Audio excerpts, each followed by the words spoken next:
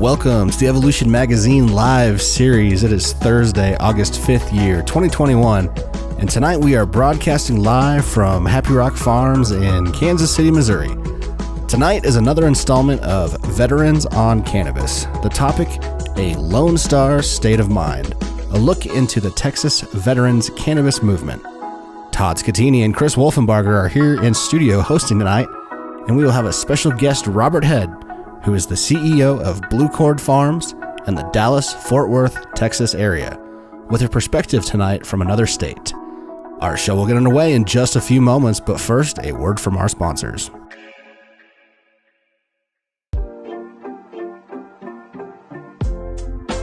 The Missouri Cannabis Industry Association has been our longest-running show sponsor, while providing quality education over many topics in partnership with area cannabis professionals. MCIA is dedicated to a free cannabis market to create supplies and prices that are patient-friendly, with initiatives to support adult-use cannabis, to protect home growers' rights, and expand the caregiving program. Go to mocia.org to learn about memberships, to learn about their certified caregiving program, and learn how to get involved. Thank you, MCIA, for being a show sponsor.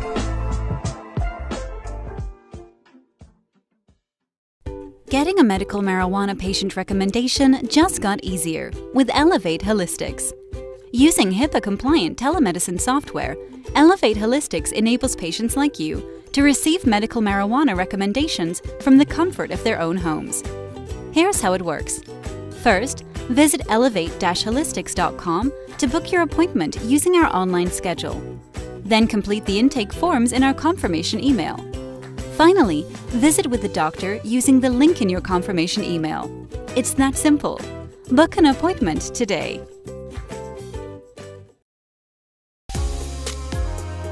Tonight's video is provided by Cat King Films. Check this out. Cat King Films is offering promotional content, commercials, training videos, wedding videos, and documentary-style video production at an affordable price. A free consultation comes with every project to ensure that it is personalized to your brand. Check out previous projects by exploring the different sections on the newly launched website at catkingfilms.com.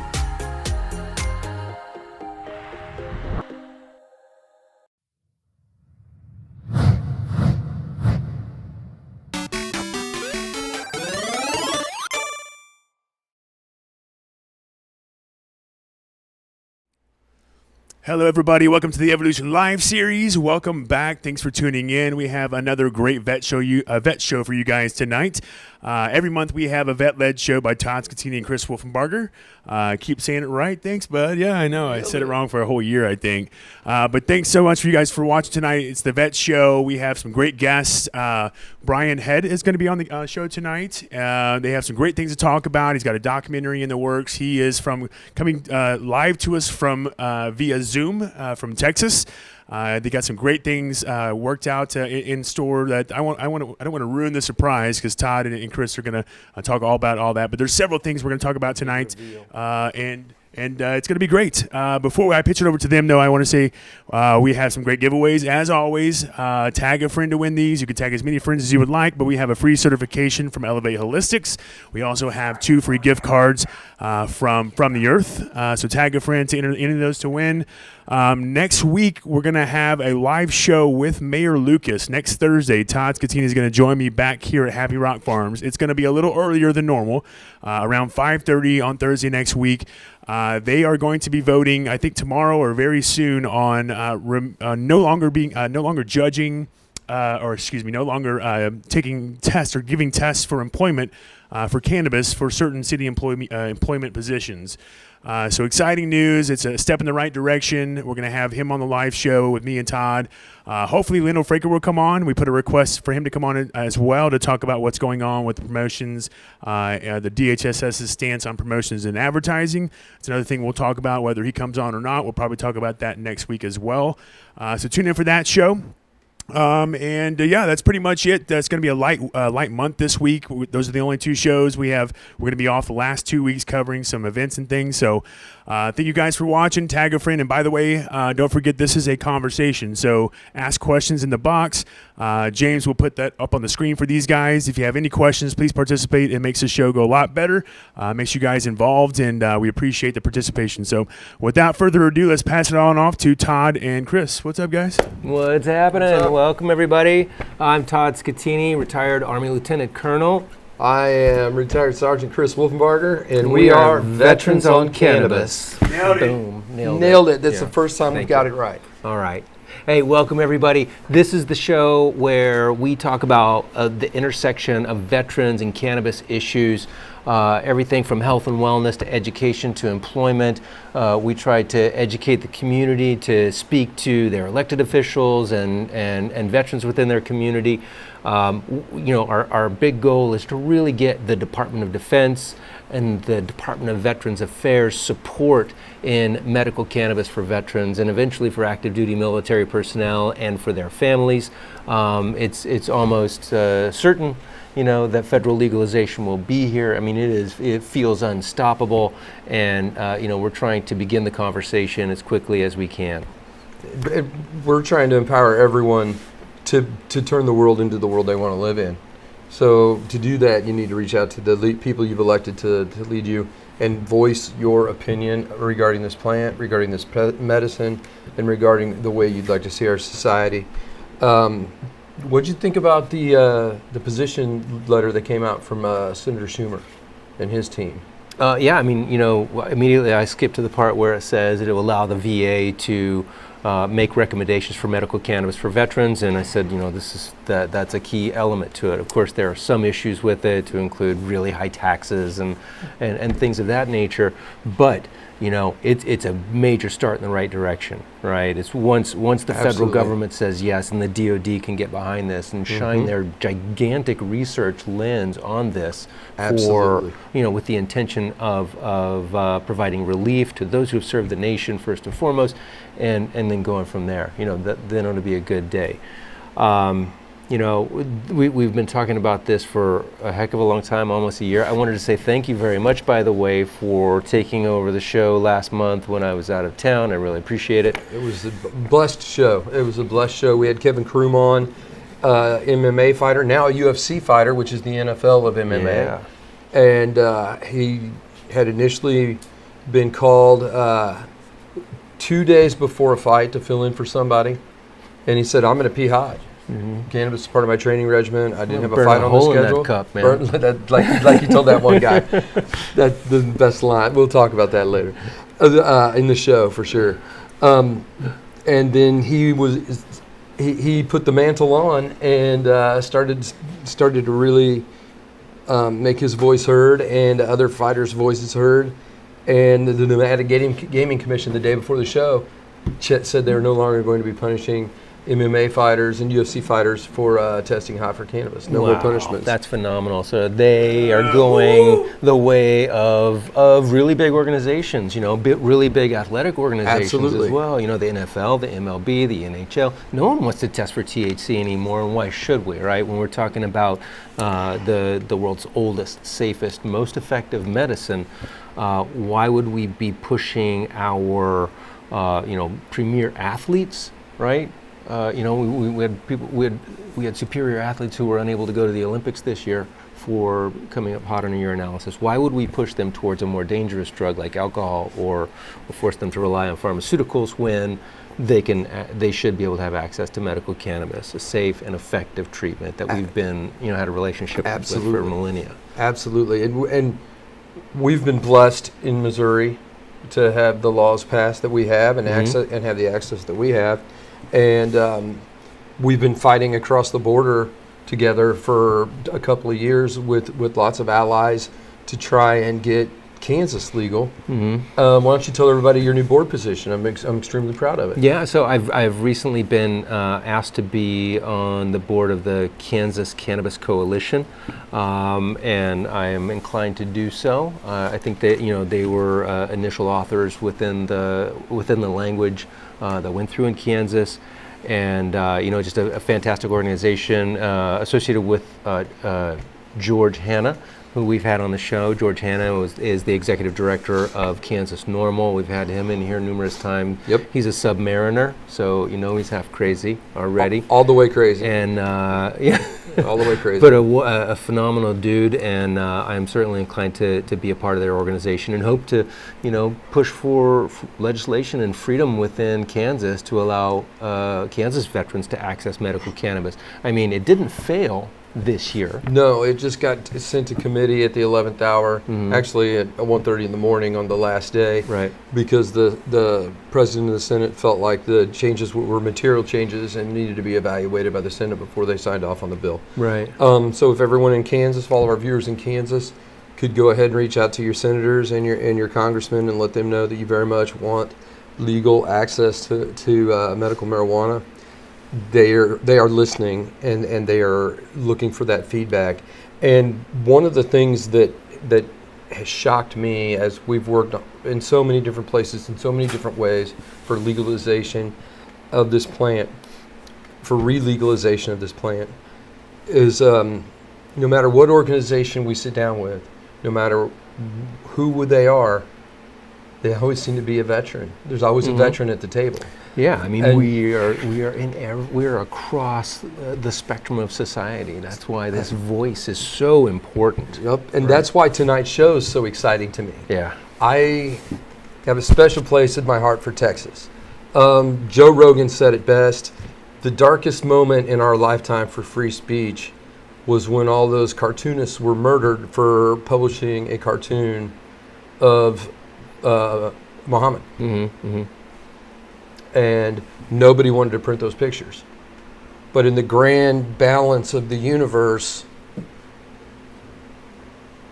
there's a yin to every yang, and the yin to that yang was Texas. Yeah. Well, Texas immediately held a Draw Muhammad contest, and two terrorists showed up to try and shoot it up, and they were killed almost instantly by armed Texas citizens. Yeah, you don't do that in Texas. No. Yeah. How much? To quote Joe Rogan, how much more obvious does a trap need to be?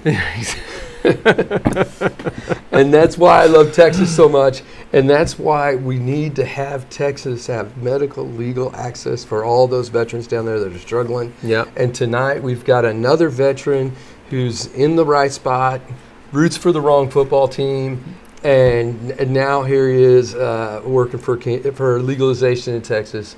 Why don't you introduce our guest? All right, thanks. So I'm really happy to bring to the program tonight Robert Head. Robert Head and I, we've been speaking for about 2 years now, I guess. We connected as activists and medical cannabis activists, and I reached out to him regarding his documentary that's putting out. And Robert, welcome to the show. Can you talk a little bit and let us know where you're calling in from?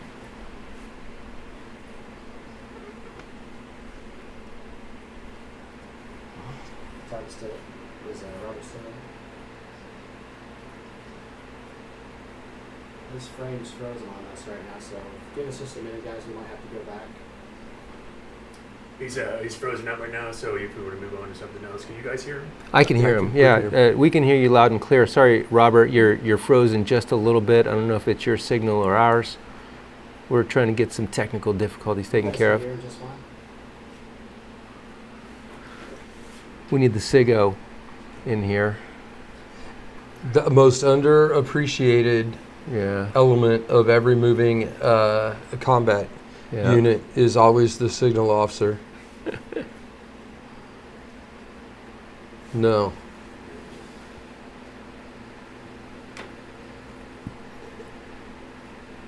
There you are. Okay, there we go. Now we're moving. All right. Hey, Robert. Okay, so go ahead and tell us a little more about your background James. there.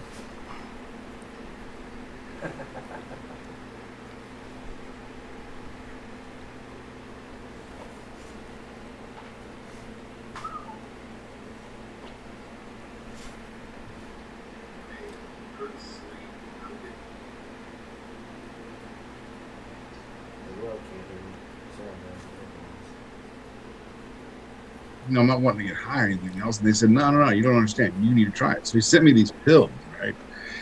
And I take one, and I'm thinking they're like fish pills, like fish oil. I'm pop, Yeah.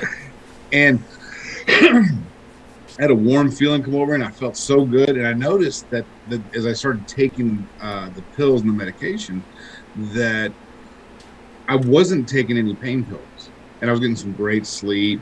And then all of a sudden, I noticed that I wasn't drinking nearly as often either. So about a month goes by, and what I normally had drank, a fifth of whiskey a week, wasn't even a month, and I hadn't even touched it. So I was seeing a lot of improvement in my health, and I was more active. And so that's what I preferred. And then all the other medication kind of went away. And when I noticed that the key thing about it that I thought was the most important thing it gave to me was that, like most vets, when we leave the military, we have this aspiration and mental vision of who we're going to go be, or we wouldn't have left. So most of us, I know there's a lot of them that kind of exited out and they were like, what are you going to do? I don't know. But they all have some kind of vision that they're going to be okay and things are going to work out better than they are right now. So I wanted to obtain that. And I felt like to get there, I had everything I needed, but there was a wall in front of me, like an invisible wall. I could see myself, what I wanted to be on the other side of that wall. And cannabis slowed a lot of my reactions down, my anger, my PTSD was now controllable. I was sleeping better. I was feeling better health-wise, and that wall started to break down in my mind. I started to see how I could attain being that person. Now, that doesn't mean you're going to be successful in everything you do. That's not actually the point at all. Success is largely numbers and statistical luck. Yeah, and how you measure it. But, Yeah. right. What I'm referring to is having a peace and contentment with your own life that you tend to be struggling with yourself right now. And I think we all understand what that's like, right? We struggle with trying to figure out where we're going and what we're trying to be. And what I felt was that I was able to accept a lot more things once I started to use that medicine. I was able to accept the things that were going on, address my reality and figure out my problem without all of the cloud in my mind of everybody yelling and screaming and everything going on in my head, where the PTSD would interact and I would not be able to, I would get frustrated with it. So my life became more organized. My thinking process became more organized, thus the reactions and the things that I do on a daily basis became either, and this was for me, this isn't for everybody, the things I did became more routine, and routine gave me stability. So it was a progress. It was a gradual growth, and I felt that was one of the more beautiful things that cannabis gave me, and that's what I wanted to see give to a lot of other vets. I wanted to see them attain that, and everybody's got to have their own journey, and they figure it out. But to deny a person the right to be able to make that journey, I thought was wrong, and I couldn't understand the reason why, right? Because everything else had been debunked. So what was it holding on? And a lot of it is, when we look at the reality of it, is that it's a old ideology that's having to die off, and it's slowly dying off.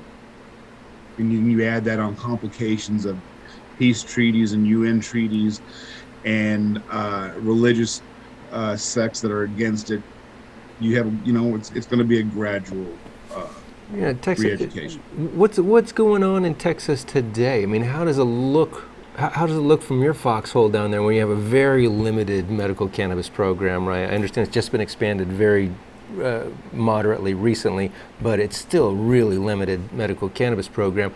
I mean, you look north, you have a burgeoning a market that's just exploding in Oklahoma. You look west, and you've got the entire West Coast is legalized for adult use, and down in Texas though you're still really, really criminalized, right? So why is it like that?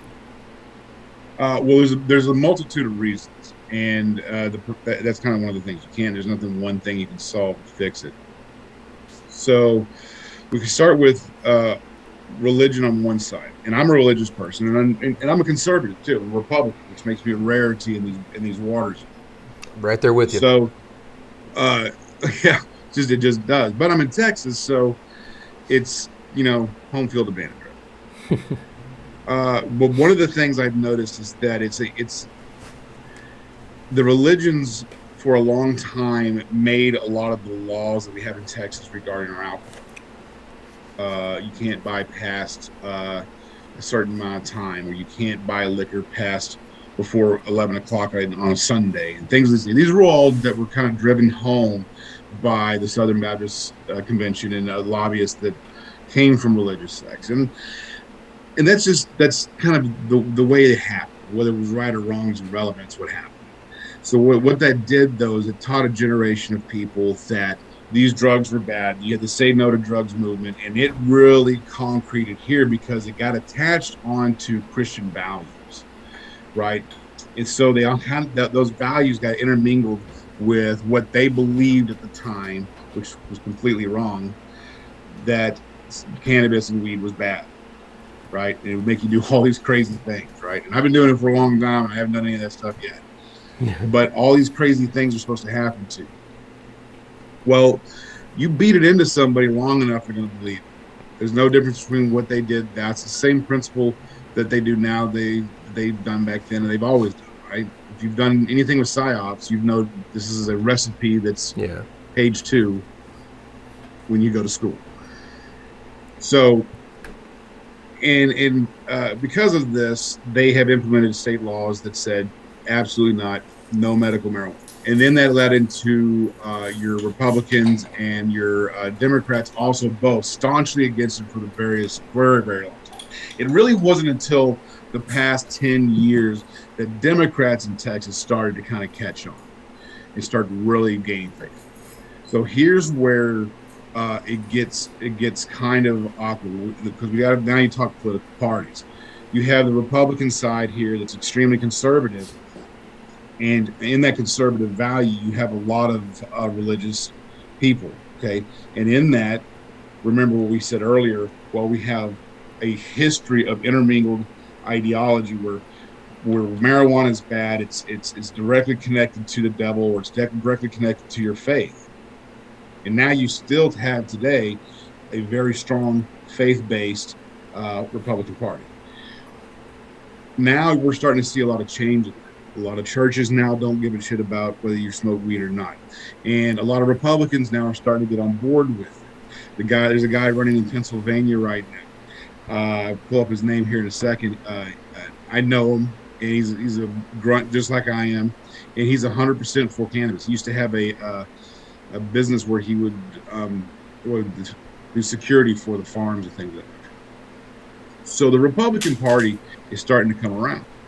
Once we see that come around, I believe we'll start seeing more changes. But when you have those two problems uncompiled, that our government only meets every 2 years to make decisions, and they get 120 days within 2 years to make those decisions, you don't get a lot accomplished. And when it comes to marijuana, because they really put it very low on the totem pole. Yeah. You know what's fascinating, I think, is like when we talk about religion too, and you know the conservative nature of a lot of religions. When we talk about, you know, in Texas, obviously, there's a huge Hispanic community, right? And the Hispanic community is very, by and large, against legalization movements typically, right? And I think that has always really dumbfounded me. I grew up in a Mexican household in a heavily Hispanic community in California, and you know, I feel like a great connection there. And the thing that really ticked me off when I heard about, you know, the prohibition in 1937 was that it was directly addressed to focus on the Hispanic community. It was meant absolutely to denigrate an entire community of within the Hispanic community. Mm-hmm. And now, largely, especially the older Hispanic community, is very against legalizing cannabis, and it just is crazy. Are you seeing the same situation in Texas? So, yeah, not nearly as bad. I think down here in Texas, they're a little more forgiving about the Hispanic community is. Great. But when we're talking about like the Mexican communities that come over, the Mexicans that do, and there's a large part of my family is Mexican culture too now. Mm-hmm. You get your 7 generations living in Texas, you go. Yeah. You know, well, I mean, I tell you what. Going to happen, and they tell you what, I personally, I love Mexican culture so much because I've been around it for so long. Yeah. And I've always noticed that they are very tight-knit family. And they also have to deal with the cartels too down in Mexico. So you hear a lot of horror stories about that. And the cartel started with marijuana, and I think that's one reason that they're a little hesitant for it.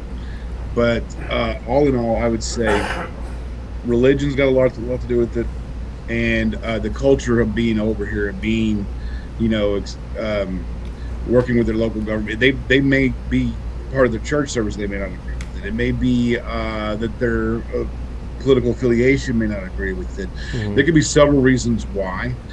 But I wouldn't, just because they used it for so long. That was 100 years ago that generations were using it, like everybody other generation. Right. It was just, and it also limits your employment too, unfortunately, because typically your ability to do your job is somehow judged by what's in your urine, and which is unbelievable to me, right? And so, like, in order to maintain employability, I understand where they're coming from on the subject, but they should be pissed that this was originally directed towards the Mexican population who was coming into the country to work or was already here. And I think you're going to start seeing far more of them get on board with it, because a lot of what we're seeing is that it's the Hispanic culture of almost my age, but my father's age and further, right? That's the ones that are staunchly against it. Right. The newer generation, the millennials and Generation X millennials and so on, are very far more for it than they are against it. And that's really the shift. So it's funny, I think people look at culture like black culture or white culture or whatever culture. I don't know, 1,000 cultures out there. It has nothing to do with so much culture work as it does the timing of human evolution and human civil living. Yeah. So we figured at this point a lot of these mostly civilized societies, Europe and everything else, if you go through, you'll see similar probably numbers with people agreeing that it should be legalized. More so in Canada and in Europe, but take the countries that don't have the legalization, and you'll see similar numbers. So I do believe that it's just an evolution of human society. Yeah, we're currently evolving, that's for sure. We're in the midst of a massive inflection point in human history and civilization. Interesting pinpoint in time, I believe. And seeing veterans push over the edge here in the United States, I think is extremely. Yeah, for sure, and we will, right? Yep. We say it all the time around here, but the veteran voice is going to break the back of prohibition. Without a doubt. Yeah, I agree with that. And I'll take that one step further. I think the Texas veterans' voice is going to be, once it's heard by Texas legislature, once they hear those veterans screaming at the top of their lungs for access to this medicine, because they see what's going on in other states and how their battle buddies that don't live in there. That's one thing that everybody forgets about the military. All your friends live in a different state now. Yeah. Right? And so all those Texas veterans are talking to the people, their battle buddies that they got blown up with, they got shot with, they went to war with, they kicked doors with, and lost loved brothers with, doing better on cannabis than they are on the pharmaceuticals the VA is giving them. We're going to see those Texas veterans start screaming, because nobody makes noise like a Texan. You know, they're going to tell you what they think. That's for sure. Exactly. And the way that the system's set up, we can't all vote for cannabis, right? They won't put an election together and allow the population to vote on cannabis. It's against the Constitution in Texas. Don't get me started to that.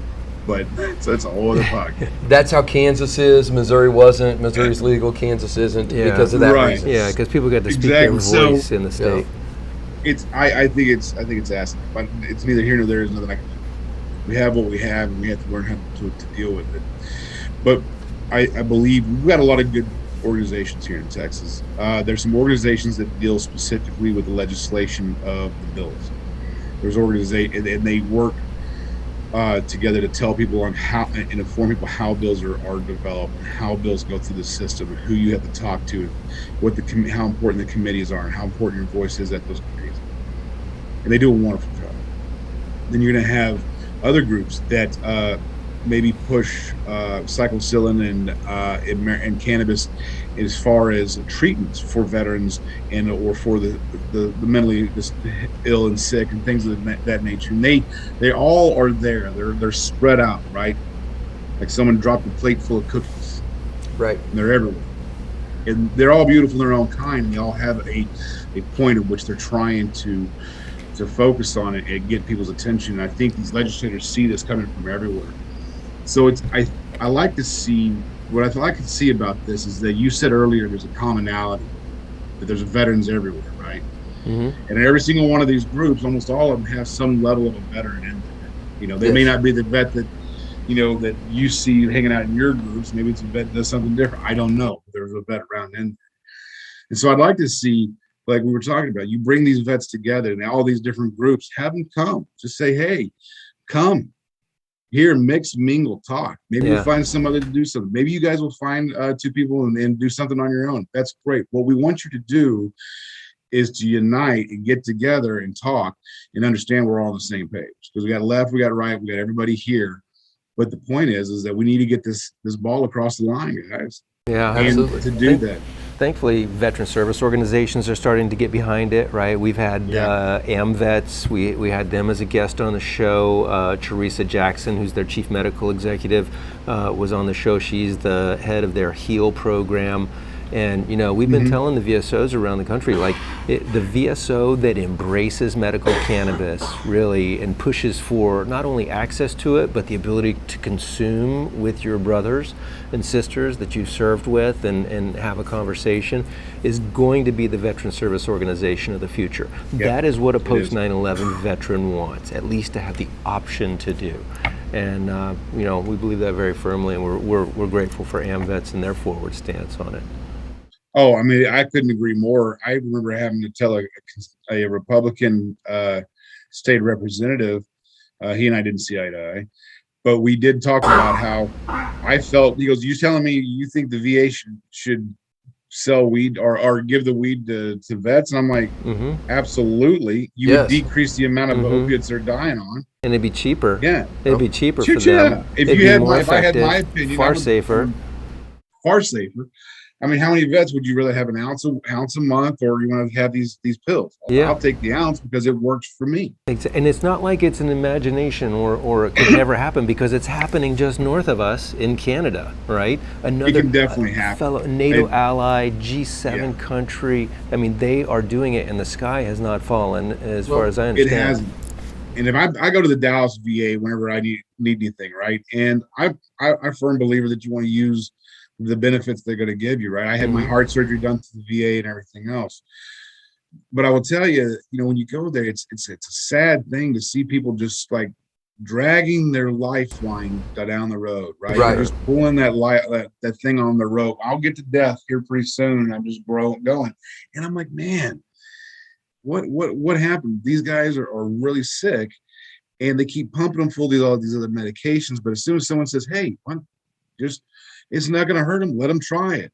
Yeah. And maybe it'll kind of, and doctors are so against it. We've created a society so that if you don't go along the lines of what we consider modern medicine, then you're and you think taboo, then you'll be outcast. Right.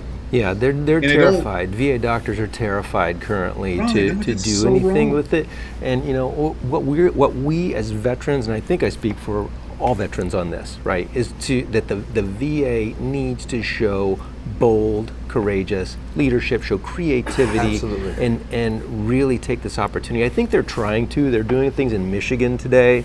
We've proposed here in Missouri that the VA use the medical cannabis program here as a backbone and an example of what it could look like for the VA if they were to allow access to medical cannabis. We've had for research, and to really capture that data, right? But currently, everyone within the medical community is so focused on this like FDA rubric of how you approve a drug, right? That cannabis just doesn't fit into it because it's not a single molecule, Right, and that is a debate. And I understand it, but I don't understand it. And I understand it. I understand that it's a debate, but I don't understand why the debate should be there. Yeah, I mean, when we've already succeeded in having the world's longest observational trial, having 8,000 years of human history with this, and no known deaths. Absolutely. Associated with it. One of the things that really frustrates me is we can look outside of the borders of the United States and see the success of medical cannabis. Mm-hmm. Israel has been prescribing medical cannabis for PTSD as the first drug of choice for their soldiers or service members that are suffering from PTSD since the late 90s. Yeah. Late 90s. Mm-hmm. Yeah, that's a quarter of a century of very empirical data by a country that everyone has to serve by necessity. Right. And if Israel stopped fighting tomorrow, they'd be gone next Thursday. Yeah. So their incidence of PTSD is significantly higher than ours because everyone serves. Only the people that choose to serve here serve. Mm-hmm. And then follow that up with their incidence of suicide is dramatically lower than ours because they have access to a medicine that works. And those are the types of things when people say there hasn't been enough research. I'm like, you haven't done enough research. There's more than, hey, I tell you what, there's more research about that than the COVID vaccine you're asking everybody to take so much of. Yeah, exactly. We have tons of more research on cannabis than you do in this COVID vaccine. And you're forcing that on people, but you're not asking everybody, you're not changing treatments. Given the opportunity to use cannabis. Yeah, it's really frustrating. Exactly. And I guess I agree. I don't understand the whole idea. I remember I had a senator one time tell me that, and I always do research on people before I go talk to them, right? Right. So this one senator, she was a state senator, she was talking about how, well, there's not enough research. And I said, no, there's tons of research.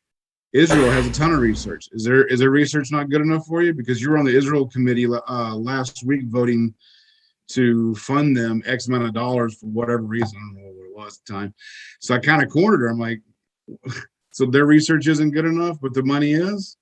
Yeah. So what are you telling me, right? And I said, that don't give me that crap. So we've sent you all this research. You want it by an American, I want to see it by U.S. University. I'm like, you're not going to get that. Yeah, because we've been prevented from doing it for 7 years. The answer to that is reschedule it so we can. I'd love to give you American doctor research, research done by American doctors, but it hasn't been rescheduled yet. Yeah. What an ambush, by the way. You look like a giant military grunt, and then all of a sudden you come at her swinging. Hey, you just voted to fund X million dollars to Israel. They're giving their soldiers cannabis. What's the deal? Is it? What do you just funded their medical program? Don't take it. That's right, man. I mean, way to go, dude. Way to go. Seriously. And that's kind of the problems that we have here when we talk to our legislators, because we have to have a bill that goes through, and it's extremely complicated to get all of the bill all the way through. Every time we do, we have tons of bills every year that come through that are full legalization, and they get hacked and thrown away. Our lieutenant governor is staunchly against legalization. And he feels that if he lets anything go through, that people won't want it, and it's going to be bad for business. Turn it to state blue. That's another problem that Republicans. They're terrified of that. Yeah, Republicans think that if they let marijuana legalized, that it'll turn Texas blue. And I'm looking at them like, name me one Republican right now that would vote for a Democrat because you want to legalize marijuana. Name me one right now in 2021 in Texas. Politicians they do that, man. They overestimate how their constituents are going to vote or swing on cannabis. This subject just crosses both aisles so easily. And that's one of the things I tell my Republican colleagues. I say, you guys should be taking this. If I was the Republican National Committee, I would tell them, you need to take legalization out from under the Democrats and own it. Yep, make it ours. Seriously, everyone, you have to pick this up and look at it as an opportunity, because it's inevitable, right? Those states that aren't legalized today, those that are in the minority of American states that aren't legalized today, they are beginning to look like dinosaurs. Absolutely, right? They're beginning to look like dumbasses. Well, really, toothless dinosaurs. Toothless dinosaurs. Because most of them have, or their prosecutors have implemented some form of don't bring me these cases. Yeah, exactly. I don't want to see them. If it's under this amount, just confiscate it and Yeah. get out of here. I'm not prosecuting them. I'm not taking them to court. And then, I use this term all the time. What are we at? 38 states have some form. 38 states are in a open, cold civil war with the federal government right now. We're just not firing shots about it, but we've also given them the finger and said, we're going to legalize cannabis inside our borders. What are you going to do about it, feds? Well, that's right. And so is Canada. Canada's in the UN right now, is in violation of a UN treaty with the United States. So is Holland and any other states, any other country that's legalized marijuana. And that's the thing people don't realize. It's all intertwined. So I was on a call last year sometime now, either last year or earlier this year with Jamaica. One of my, a friend of mine and business partner that I know, he does a lot of stuff for the Caribbean islands, right? So like Jamaica and all those other stuff, or Bahamas, excuse me. Lucky job. So I'm on a phone call with one of the lead ministers there of health and a doctor, one of the doctors there that was talking about medical marijuana and how important it is to Jamaica and everything else, but it has to be illegal until the United States decides to legalize it. And I said, well, why does that happen? He said, because while it's legal for everybody to use and everybody can grow it, they have it worded so that it's illegal for the United States, as far as the United States is concerned, because we don't want to tug on Superman's cape. And I think that's an awful way for the United States to govern other countries. Well, for sure. I think it's right. And we really don't have a leg to stand on anymore because, 37 states, 17 states with full adult use. Right. Right. And I thought by 37 states that the federal government would have at least attempted, and they haven't attempted. This MORE Act's no attempt. Yeah. Right. It's attempted when it goes to the Senate and it gets a good support. That's a good attempt. Right. We haven't even seen that yet. Yeah. Texas is key, though. Yeah, Texas is a very big point. I mean, I believe it can get it turned around. And I believe that the Republican Party will get on board with it. Yeah. There is a big, we'll just see this next 2022 election will depend on who we get in, right? And that's going to be on both left and right. So while the Republican Party, a lot of the older groups and older Republicans are starting to just give up and they're like, I'm not running for election again. They got a lot of these new Republicans are coming up. And there's a split. There's like what they call the rhinos. Republicans over here in Texas are calling the old ones the rhinos. They're using Trump language and things of that nature. So you're seeing this switch in the Republican Party. I think you're going to see of those newer Republicans, majority of them are very much for legalization, and they believe at some level it needs to be at least taken off of unscheduled and maybe just medical or however they want to do it. But a lot of them are far more for it. So we'll have to see. The other thing too is that most Democrats right now are all for it. And we'll see how this election turns out, what flips around. That'll determine how well bills will go through the committees. If Lieutenant Dan Patrick stays as our lieutenant governor, and then he will get to choose who goes into what committees. So, you know what I'm saying? It can kind of hurt you at times too. But Texas is poised really well, I think, especially if the DOD can be involved in this eventually, or finally. Right. I mean, you have Army Futures Command located right there in Austin, Texas. You have the Army Medical Division down in Fort Sam, Houston, and the Army Nursing School down there. And nurses love weed. Let me tell you something, right? Every nurse we know is just like we definitely need to have medical cannabis for veterans. So I think, and the academic backbone of Texas to ignite that really, and the agricultural backbone, because in the end of it, we're talking about a plant here. We're talking about medicine, but we're also talking about a plant, and we're also talking about hemp and all of the other things that come along with it. And hopefully now I know you've been a big hempster for a long time, right? And is hemp like really beginning to thrive in Texas? It is. So when hemp came into, it was 2019, it was legalized here in Texas, and that allows for industrial and cannabinoid farming. I had a medical marijuana farm up in Maine that I helped develop with a buddy of mine, and that's where I kind of got early interested into hemp, because while I liked cannabis and marijuana growing, that was great. I felt industrial hemp was probably the cash crop, the biggest thing, because it went to so many different industries, and how it went to every industry I found very fascinating. I found the supply chain fascinating. So I've worked on developing a project that would put 2 deportation facilities here in Texas. And I put the project plan and everything else together, and it really has to get, it's one of those things that we have to get 100% financed. I got none of the land. I got land promised to me and it's set aside for it. And, all the details are connected to it. But like I said, it's just my idea. Yeah. Right? And I have no idea how to make that into a fully functional thing. So I have people looking at it, but it's a great project. I mean, and I'll accuse, and I worked about 1.5 years on it. Yeah. Because I felt, and by doing that, I learned a lot. Right. And I've been teaching about government groups, about especially police officers and parole officers and everything else, all about cannabis. What is it like? What does it look like? How tall does it grow? All these little things about it, because they get more comfortable the more knowledgeable they are. And then they become more susceptible to changing their mind. Yeah, you're an educator, man. I can tell. And so you started a documentary, right? Can you tell us a little bit about the documentary and the purpose behind it? I do all sorts of shit, man. Yeah, tell me. I know you.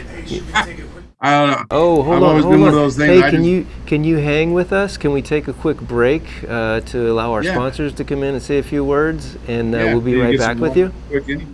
There you go. Play that video real quick. Yeah, actually, hey, before we take off, we're gonna play the trailer for Operation Trapped, and then we're gonna go in. Perfect. Okay, we're gonna play your trailer next. Then we're gonna go into a set of commercials, and then we'll come back and we'll be with you in about 10 minutes, I think. Outstanding. All right.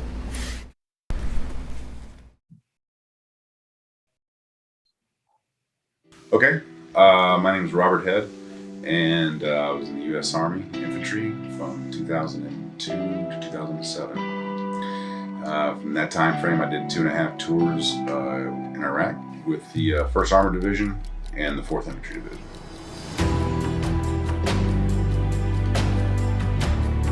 Over time, it gets to you, the explosions, you're just hoping at one point that either you've already accepted the fact you're probably not going to make it back. So you bit that bite off a long time ago. You're just seeing how far you can make it, because the longer you stay there, your window gets shorter and shorter of coming home, and you realize that. I can remember when IEDs just started becoming a thing. We were driving in without doors on in our Humvees. There was nothing like that. It's been over 40 mortar round attacks, and that's only because I stopped counting at 40.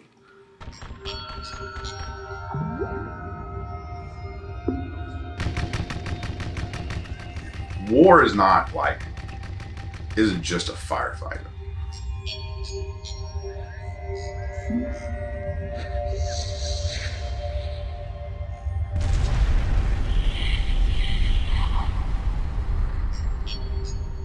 War is devastating.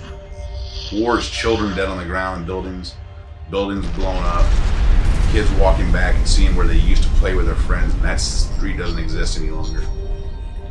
Seeing your dad dragged out at night. That's what war is, and that's tough. You see that, and you come back, you can't just switch that up.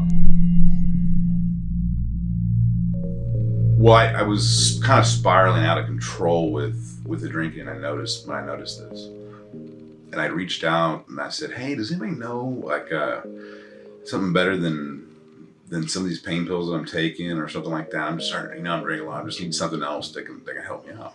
And so a couple people mentioned cannabis. The first time I took it, I had my Bible study over, and we were in the living room.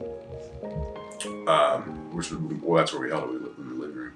My daughter was in the bath, and I went to go get my daughter out of the bath, and I'd taken this pill earlier on, and it just kind of reminded me of fish oil pill. I just figured like fish oil, whatever. So I popped it, and went and picked up my daughter and started walking out of the bathroom, putting her in her clothes, and I felt this warm feeling come over my body. I'm like, holy shit, I'm stoned. This is awesome. And I sat down and I noticed, we all had the Bible study going on, and I was listening. It was great. I was having a good old time. And over a period of time of taking the pills, I noticed I wasn't drinking nearly the amount that I was. In fact, I had gone a couple of days and not even touched the bottle. And I thought that was kind of weird. And over about a month, I'd almost entirely quit drinking, with the exception of maybe a beer or two a week. And I hadn't taken very many pain pills at all. My pain pills had dropped down dramatically, and I was sleeping better than I'd ever slept before. I was getting more nights rest than I'd previously. I mean, previously I was getting about 5 nights an entire year that I would have good sleep, and now it's flip-flopped. When people say PTSD is debilitating, it is to a certain extent. You just can't seem to control that rage. You try to control that rage. You do everything you can to control that rage. You do everything you can not to get mad about something, for something not to affect you. But for some reason, you can't figure that out. You don't know how to do it. But when I take cannabis, it no longer becomes a problem. And I'm able to focus on things that do matter, things that are more important to what my kids need and what I need. Taking the medication out of my body, the pills out of the body and the alcohol out of the body, really relieved a lot of stress in my life. And it gave me freedom that I'd never really experienced or in a long, long time. I was healthier than I'd ever been, and I was feeling better. My life was great, but I was a criminal now because I was choosing this cannabis over the pills that they wanted me to take. Big bill overhauling marijuana possession laws here in Texas has now gotten an overhaul of its own. There is no deal on a pot bill to lessen penalties for those found with small amounts of the drug. Lieutenant Governor Dan Patrick killed the House measure today.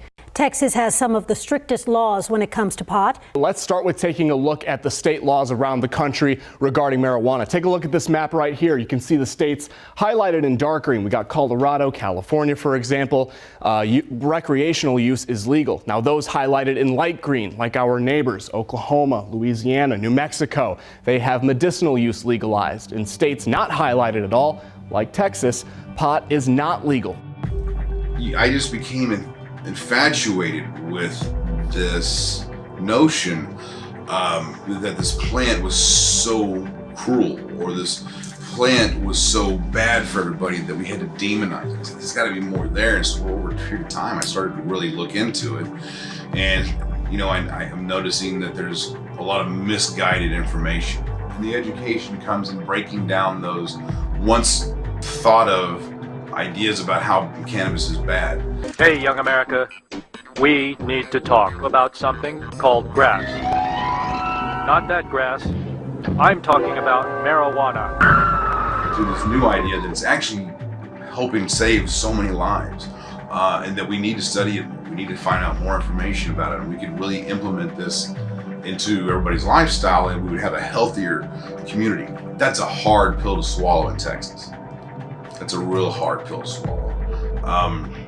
I don't know how much longer Texas can hold on to that idea that we're the staunch prohibition, but it doesn't seem like it's going to last for very much longer.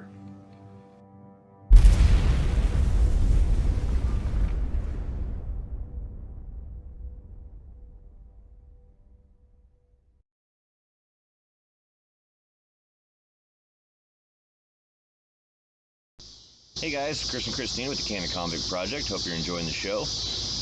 We've just got a couple quick updates for you this week. We want to start by saying thank you to the Evolution live series for having us on last week. It was a wonderful experience.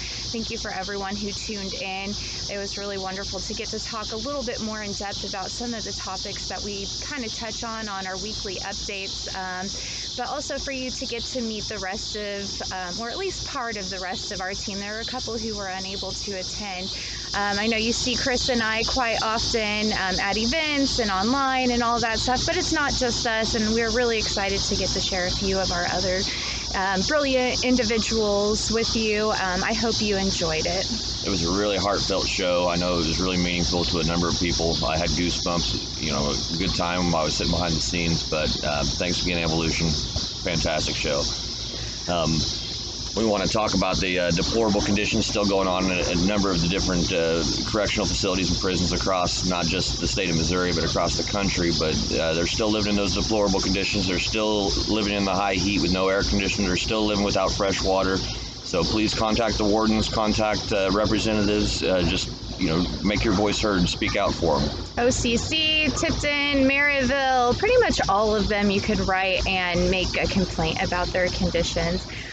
We did end the week, though, on a very happy note. We got to take Robert Franklin on his very first camp out and float trip, and we were joined by 2 other POWs, and that was Chris Simpson as well as Seth Wigington. And Seth brought his son, and we brought our youngest, and they had a good time out there. I think everyone had a wonderful time. I had a great experience, and we were very blessed to be able to share this moment together. So Rob's very first ever camping trip was a success. His very first ever float trip was a success, and I'm pretty sure he'll be wanting to do it again next year. So we're gonna get on that. We've got some new mailers coming out, so we got a bunch of upcoming events that you'll see these at the table. But this is in support of the MORE Act, the Safe Banking Act, and the Cannabis Administration Opportunity Act.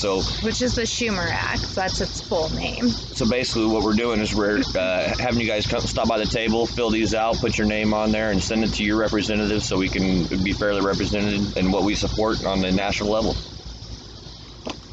And we'll have these at the upcoming events such as the MoCam BizCon, which is next week on the 11th and 12th. There's Powerfest in Columbia on the 20th, the Grow Trade Fest, the 27th through the 29th at the Lake of the Ozarks. And that's going to be huge. There's a number of artists you're not going to want to miss, a number of great speakers, so make sure you make it down to the Grow Trade Fest for sure. Yeah, that one's going to be freaking top notch. And then we've got the Canna Fan Fest coming up in September. So none of these you want to miss. There's going to be a bunch of the rest of the community out there. We always love seeing everybody, so stop by and say hi to us, and we're going to do the same to you. Yep, stop by, sign some letters of support, sign our mailers, and that's about all we have for an update for you guys this week. Hope you guys enjoy the rest of the show. Bye. Love you.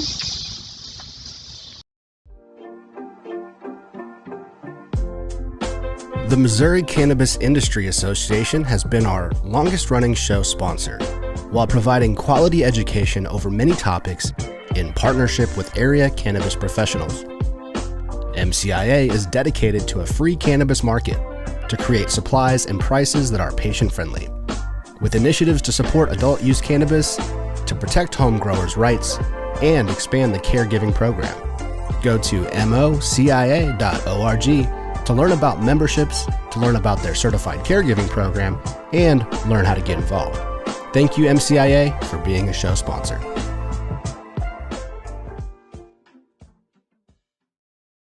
Getting a medical marijuana patient recommendation just got easier with Elevate Holistics.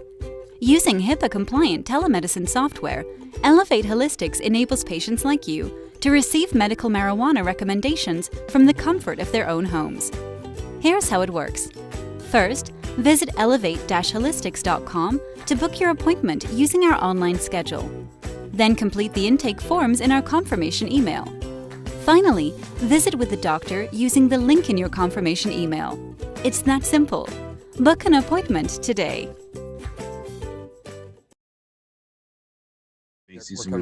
Hey, welcome back. Thanks for sticking around through the break. Wow, that documentary looks amazing. It is in the works. We have some great things to watch there. Check that out here very soon. We'll make sure we'll put that up on our page, a link to that video when it's all completed.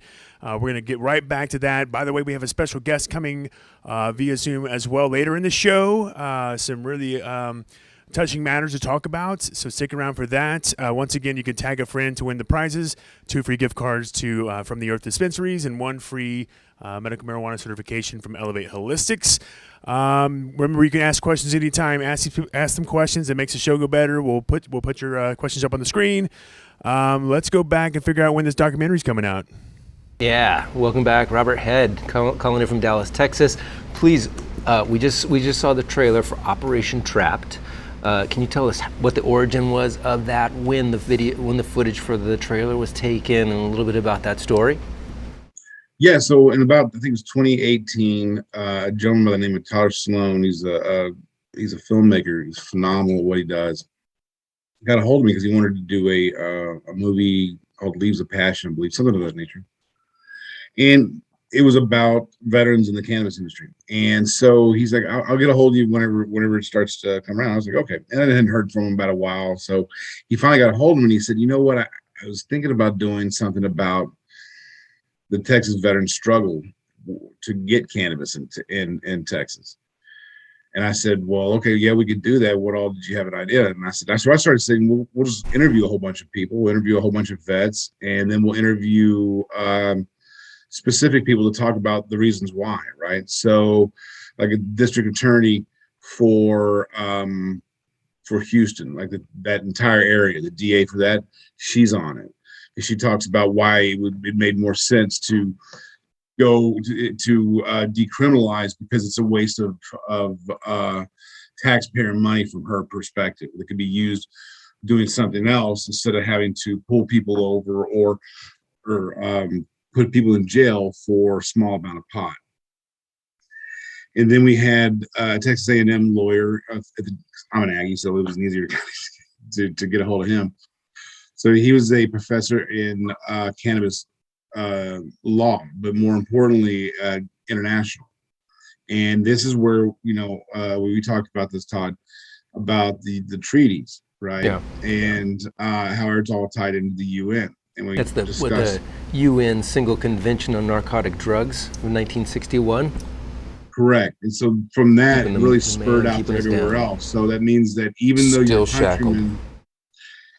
countrymen like Jamaica use it all the time, they have to make it illegal for the simple fact to honor the agreements between the U.S. and Jamaica, because the U.S. is such a massive power, and Jamaica can't handle it on their own. Yeah, it's how we keep our knee on the back of the neck of smaller countries. It is. And we threaten the pulling back security cooperation funding or development funding or aid of this sort and that sort, and it's just right. People and get tired of it. It's correct, and while I have no doubts that the initial idea for putting all this diplomacy together was probably in goodwill, but it has made it a complete clusterfuck when it comes to trying to legalize marijuana.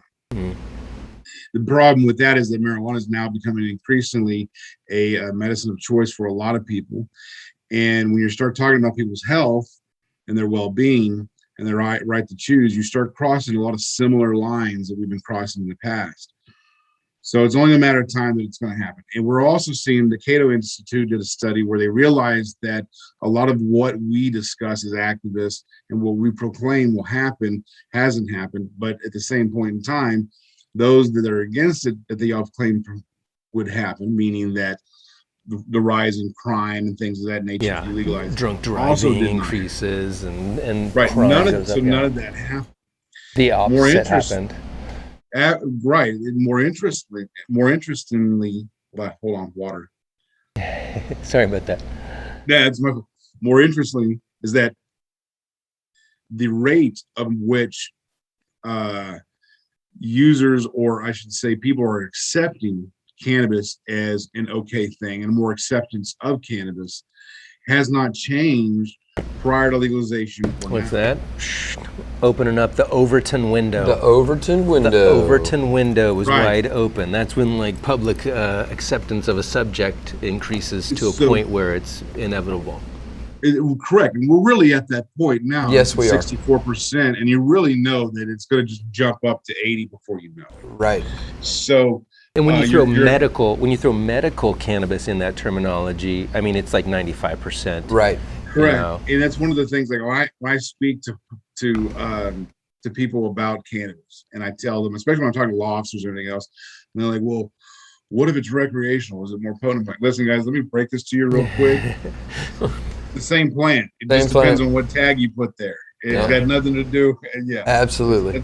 It's all legal issues when it comes to recreational and everything else. That's all how you decide to regulate it. Plants relevant is not. Yeah. So talk about the documentary. You all went to Oklahoma. Yeah. What was that like? How long did that filming take? And I mean, was it just amazing to see these veterans when their eyes just opened up to a legal grow? Right. So that part actually is not in this current documentary. I did that with High Times with a group called I believe it's called the Grow House. That's what their names are. Gotcha. And they're a media little company on Instagram. And they said, hey, we want to do this thing with vets. So I was like, oh, you know what? I bet you I can get 2 or 3 vets that we don't even fucking know. I don't even know who they are. And I bet you they'll show up and we're just going to take off and we're going to head up there. And I got a buddy of mine who has a farm. He owns a farm up there. He's like, hey, we'll do a tour and everything else. And so that's what we did. And they couldn't believe that like an hour away, they could have all this, but if they go back an hour, they could lose their job. Absolutely. Yeah. Yeah. And I said, that's my point. It's completely crazy. And it's not respecting one law or the other. You're not respecting the citizen. Well, you're not respecting the citizen. You mentioned earlier about how we all have some commonalities. Yeah. And I want to talk about 2 of the things that I think you have in common with a lot of Americans. First of all, you're wearing a shirt that says, I keep all my dad jokes in a database, right? Proudly. Because today was freshman orientation and your son was there. Now, your son's a freshman in high school. How long have you been a medical cannabis patient? How long have you been off the VA meds? 5 years. Okay, so he's old enough to remember dad on VA meds. If I talk to young junior Mr. Head, what would your son say about who his dad is now versus who his dad was in 2014? Oh, he would definitely say dad's more patient. Right? Right. He doesn't get as angry as mad. It doesn't get really mad that quick as much as he used to. And that was the thing. I would get mad just for stupid shit. And I'm like, you're getting mad at your son for wanting to hang out with you. You're going to get a limited time for this. Yeah, for sure. Be gone. Now, what about your wife? What are you doing? What would 2014 Mrs. Head say versus 2021 Mrs. Head? Oh yeah, she definitely likes this guy a lot better. Because I'm much more easier going. I'm also more attentive too to her. Right. And so, that makes a huge difference in a relationship. Right? So my wife and I are extremely strong. And I do think a lot of that is because I decided to make myself a priority, becoming better at myself. By doing that, I enjoyed more being around my family. And that became, much more attractive to my wife. And it became what you want, right? You start making these little changes and all of a sudden your life forms around the idea that you wanted it to be in the first place. Yeah. And I mean, it's like the marriage counselor or the family counselor. I find it really easy to be a great dad, when using cannabis. I always find it really easy to get angry on alcohol. I always find it really easy to be happy on cannabis and to be patient and attentive, like you pointed to. And that sounds like something we would want in our community. Yep. Yeah. And I find, I don't know about you guys, but I find myself like when I start to get mad about something, I'm like, wait, hold on. Does it really have anything to do with me? Do you start questioning your PTSD? No, it's just for some reason I'm getting mad about it and it don't really have anything to do with it. Sometimes I just forget it. I'm like, what was I mad about? And then I'm like, I find that my PTSD manifests very specifically in I don't really have any anger control. I'm either okay or I'm all the way. And cannabis helps give me a dial where at some point during that, instead of a flip switch, I can look at the situation and go, is this something that I'm really angry about, or did this just trigger me? And maybe now I'm dealing with the PTSD issue instead of something I really should be mad about. Like if I catch my 15-year-old sneaking out of the house, I should be mad about that. That's what dads do, right? But if somebody's having trouble getting their car to work in line at Walmart and it's delaying my day, is that really something that needs to be a bigger issue? Yeah, a bigger issue. Or I think it's a good point. It's a very good. And because damn well every vet thinks that way. Yep, and I've run several foundations that help veterans recreate with their families, all those things. And now I've been in the cannabis space because I think that's where we're going to help the most the fastest, period. Is the more legal access we can give veterans, the quicker we are going to be to not. 22 a day number is just suicide. How many divorces? Yeah. How many domestic violences? How many kids accidental overdoses? All those other auxiliary issues that we don't put numbers on because honestly, they're uncountable. If you take the special operations community and put their divorce rate against anything, and it's reprehensible. Yeah, for sure. And that's one of the things that we point out in this documentary is that the effect that every veteran has. We show different ones. We show vets who've been injured from combat shrapnel, but we also have sexual assault survivors. And then we have people who have gone through different types of trauma and how they deal with it now. And that cannabis is the one thing that gives them that peace, allows them to live their daily lives. And it gives them their life back. It allows them to understand, when to get mad and when not to get mad. Right. Mm-hmm. Because I had that same problem. I would, and I'm a big man. I did not need to be getting rage attacks in the middle of a grocery store. That's not a good thing. It's not healthy for anybody, me or anybody else around me. So I knew that. And, when you're in the military, you're trained as a grunt. You're trained as a grunt. That's it. Boom. There's no off switch to that. There's certain elements of the people, of just who we are as a people. We're just different breeds. I'm not talking about grunts in general. I'm talking about military people across the board. We're a different breed. Yes. We all are, and it's hard to explain. And I think we owe it to them to let them have the choice of the best way to medicate and be around society. We're not talking about people who are going to be walking around like zombies. I'm not a zombie, right? Yeah. You're not a zombie. None of us are walking around like zombies. Come on. Yeah. What are you talking about? I get everything done. I got 3D printing something and smoking a brisket or a pork butt in my house right now. And talking to the entire, talking to you guys. Talking to us guys. Right? So don't tell me it's a lazy thing or anything. So all the arguments are out, and all the stereotypes are wrong. And all the stereotypes are wrong. And we're hoping that this documentary makes a point, and we're hoping to get it released and finished up between now and the time that we have our November 6th thing. So if we can get it done by then, one of the things we wanted to do is just, and just go to different show it and get people to have questions and things like that, and maybe do it like a town hall or bring it to a chamber of commerce or something like that, or show it at a venue at a I don't know, university or something like that, at A&M's university, at A&M or Texas or wherever we go. And the idea was to just kind of show it around the state to get people talking about how this is bipartisan, guys. Because inside the documentary, I got people on the left and I got people on the right. Yeah. Right? I got what people about the talking. people in the middle, damn it? We've got somebody who's in the middle. If you're in the middle, you're a libertarian. You were for it a long time ago.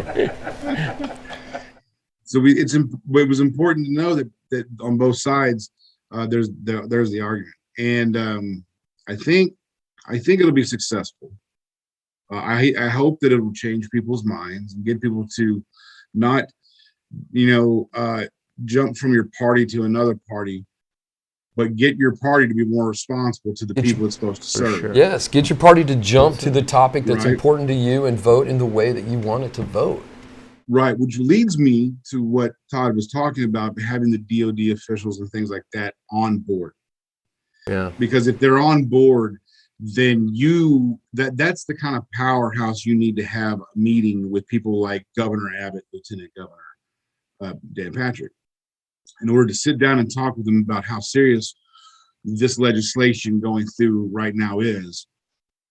We have veterans, we have people who are going to become veterans, and these guys are trying to warn us of the problems they're going to head into. And we need you to listen.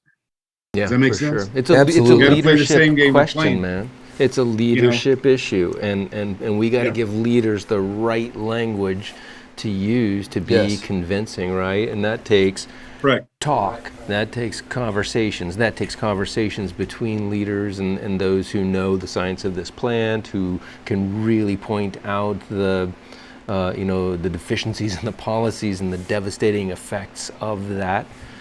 Right, and we have 37 states right now that all have different types of programs, right? Some better than others.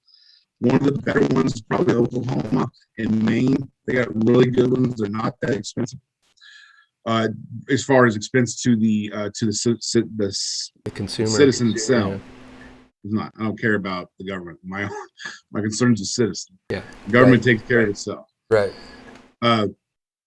If you can prove that, you find one of those, you say, hey, there's no reason why Texas can't implement this type of program.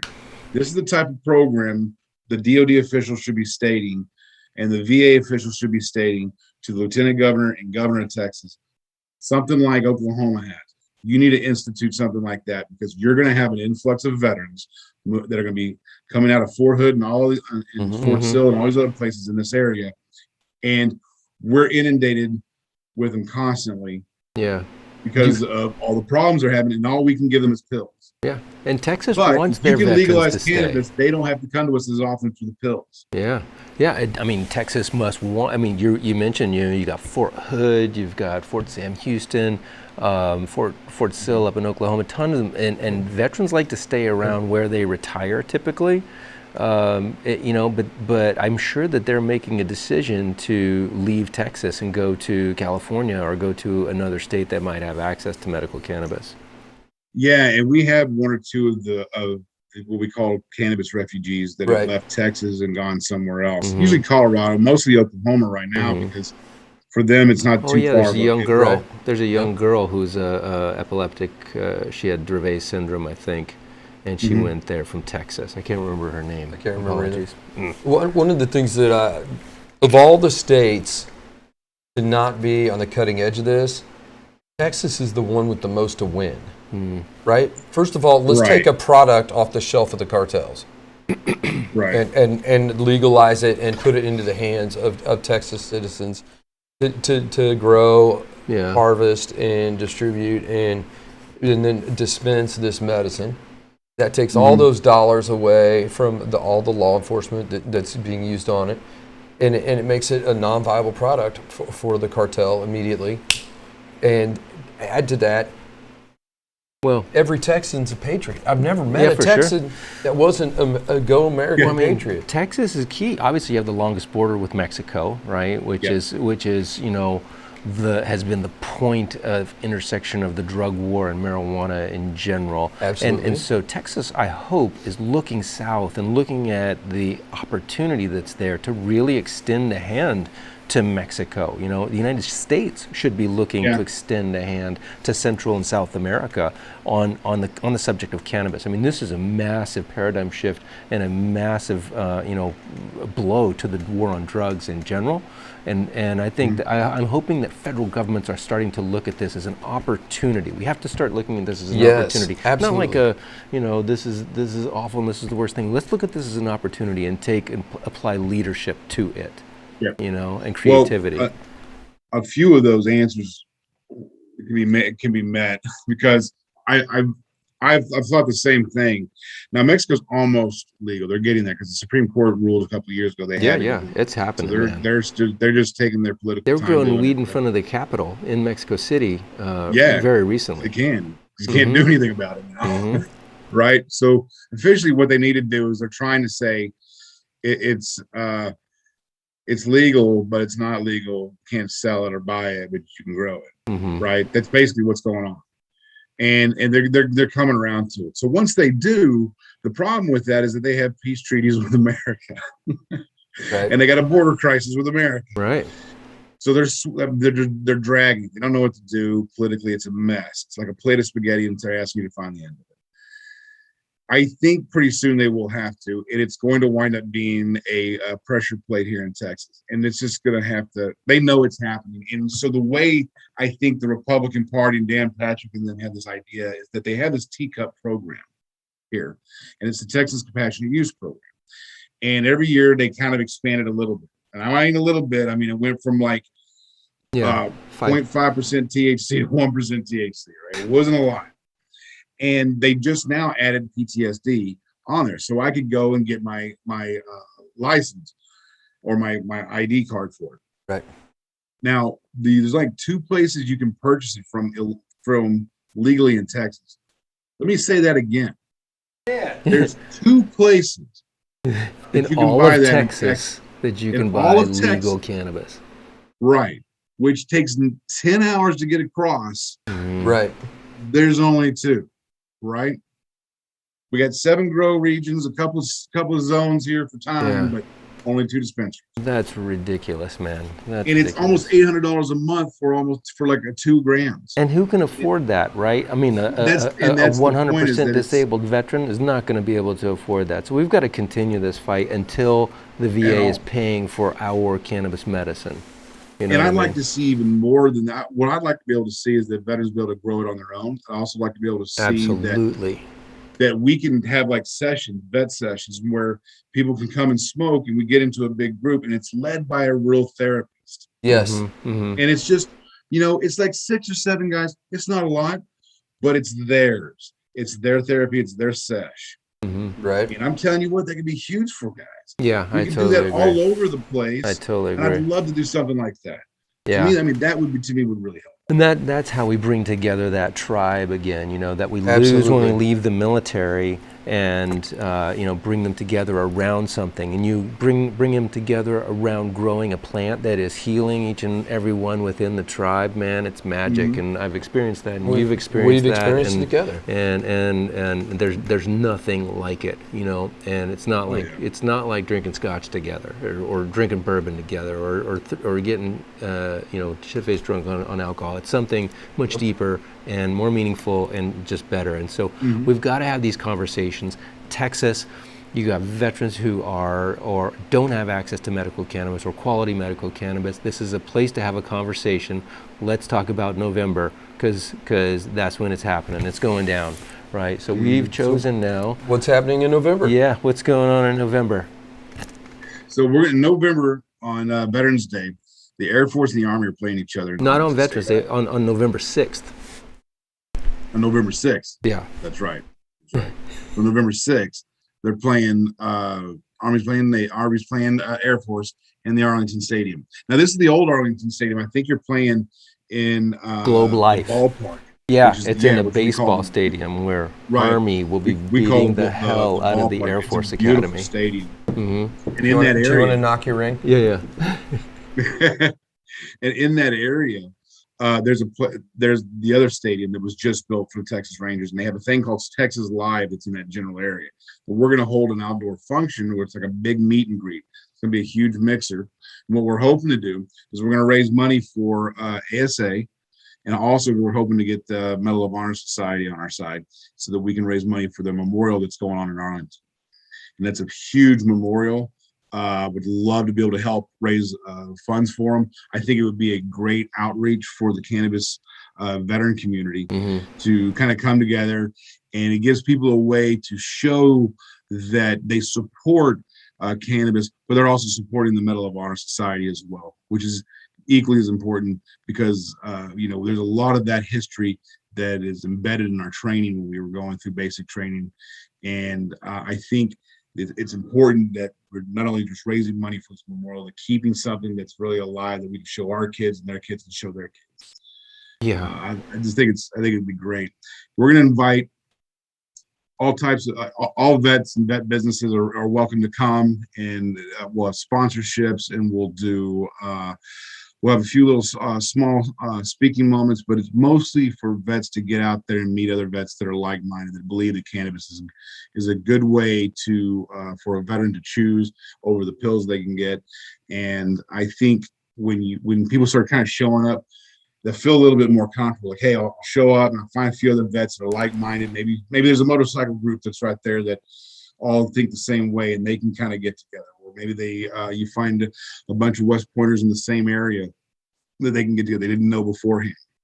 Yeah. Air Force Academy guys didn't know that they were there in the same area. So we're hoping to unite a bunch of people under a common idea that cannabis is better for you, and that you should have the opportunity to use it and grow it because it's yours, right? That's a very important part.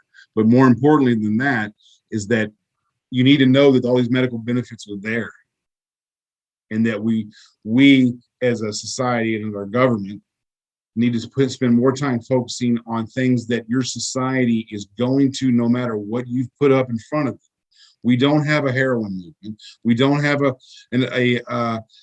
crack movement, but we have this massive cannabis movement, and you've been ignoring it for a very long time. And I think it's time that we start focusing more on our government to focus on, well, if they're going to do it, then let's find out as much as we can about it. Yeah, absolutely. Right? Shine that research lens, man. Right. So I think this is a great opportunity from November 6th for all vets to get out there. We want to have people from the game to come out and mix and mingle and just have a good time. Get a chance to probably meet some important people that show up. Yeah, and, absolutely. That's the listen to some music, eat some food, have a beer or two. Yeah, I'll bring some good barbecue from Missouri. Absolutely. To Texas for you. Oh man, we're gonna start fighting now. No, I mean, hey, look, I don't want to miss this moment in time to understand that November 6th, 2 p.m. at the Texas Live in Arlington, Texas, which is really a suburb of Dallas.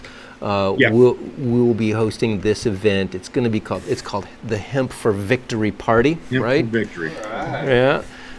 Because this is taking place right after Army, the United States Military Academy, beats the hell out of the Air Force Academy in football, right across the street at Globe Life Stadium. Kickoff 10:30, and so we're starting this after party at 2 p.m. 1400 for y'all militaries. 5-minute Uber drive from the thing. And we're really hoping to take advantage of the intersection of so much leadership in one location at one time. This is my 25th reunion from West Point. I'm really excited. I will probably see 600 to 700 of my classmates, many of whom have called me and said, I'm in pain and I know these pills aren't helping me. How do I get to cannabis?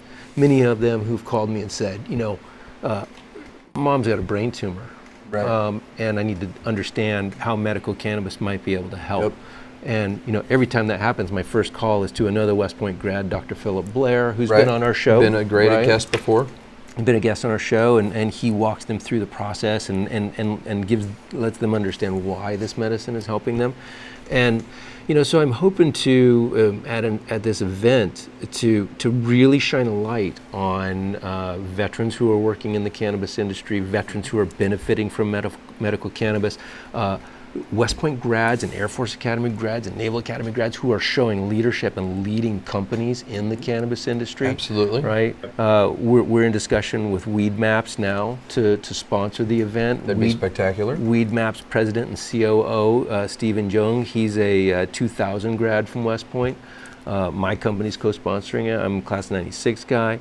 We've got a number of grads around. CERNA is run by a guy named Tony McDonald, whose kid just graduated from West Point. And so there's so many people who are in this space that I think would be interested in coming there. And I'm hoping that DoD officials and those who are either still serving or recently retired, who are working in Austin, Texas at Army Futures Command, or who are working in San Antonio at AMED, that they'll come and they'll listen. And I keep telling them, they're not going to come up hot on a piss test for talking to a guy who uses medical cannabis. Absolutely. Is it okay if I throw down the gauntlet and throw out the first big invite? Yeah. Let's do it. CVMA, the Combat Veterans Motorcycle Association. All you guys like to do is ride bikes and hang out together. Why don't you ride your bikes to Austin on November 6th? No, Dallas. Dallas, sorry. Dallas. Okay, ride your bikes to Dallas.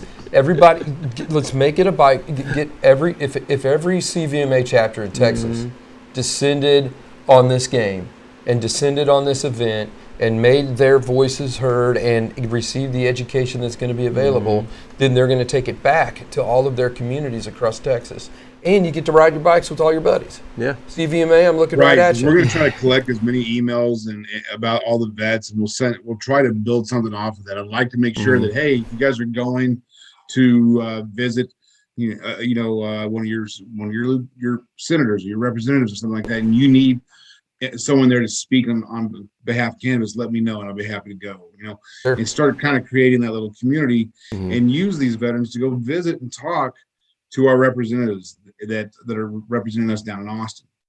The reason why I found that to be important is that that's the only way we're going to be able to change laws around here. Is we got to get the people who are voting in the committees to pass bills that are written the way they're written. and they're not going to pass them if you don't go talk to them about it.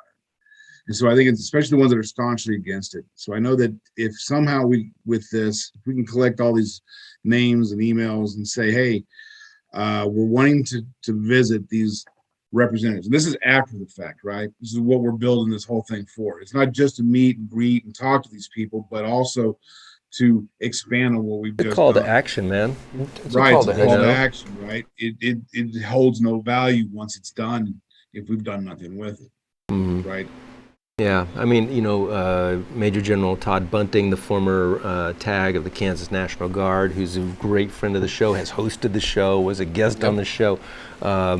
He keeps saying that we will all be judged by how we approached or how we addressed or what we did during the opioid crisis. How did we apply leadership to help get past it? And I think and we're veteran doing suicide. that. And veteran suicide. What did you do to reduce veteran suicide? Right. I think we can all say very loudly that we pushed for medical cannabis. Right, and I think that's one of the top reasons for me was I lost buddies more from veteran suicides and overdoses. Me too. I lost in combat. Me too. And I was on the front lines. And I was like, this is ridiculous. This should not be happening. And these are guys that were on, some of them were just overdoses on accident. And I think that's what scared me the most on getting cannabis was because, you could take 2 pills too close together and not wake up. Right. Yeah. And that became, when I lost a buddy of mine, I was like, oh my God, I didn't know you could do that. My wife is a doctor. Was like, yeah, dumbass, Yeah. And I was like, and I thought to myself, that scared me to the point where I had to start looking. I think that I remember that was like, yeah, cannabis might be a better option. Right. Yeah. And then once I learned that you could never die from cannabis no matter what. Right. There is no K50. Right. Like when someone says, what word would you describe cannabis? I would say freedom. That's what it gave Without me. a doubt. It's the most American plant we can ever imagine, right? It's like one of the first plants that we planted when we came to the shores of the continent here. Right. And I mean, it's just been, it runs through the fabric of our nation, all of the good stuff and all of the bad stuff. And we have to recognize and understand each of those. But we also have to recognize how cannabis can impact the future of our nation and our planet, our species, and our animals and all of this stuff. There's a huge amount of opportunity there, and I would hope that an ag state like Texas recognizes that. Right, and so Texas A&M is highly interested in cannabis. I was on a call with them when the project first started last year, and I was with TexAgs and Texas Agricultural Extensions. And so what that basically is that Texas A&M has ag extensions that goes all over the United States, works with different universities. And it's all about agricultural, everything to do with agriculture, from chickens to soybeans. So what we were talking about was hemp. So now hemp was legalized, and they were talking about how they wanted to study it and what they were finding out. And basically what they were doing right now was trying to find people they were getting in touch with and getting connections and what they were growing and what they were seeing and what kind of problems they're expecting and when they should start planting. Very, very basic shit, right? We just barely scratching the surface of it. Well, one of the things they said when we first started it was that, well, we all know that hemp can grow in Texas. Hell, they've been growing marijuana in East Texas for 100 years now. And everybody laughed. And the reason why everybody laughed is because it's been part of our culture forever.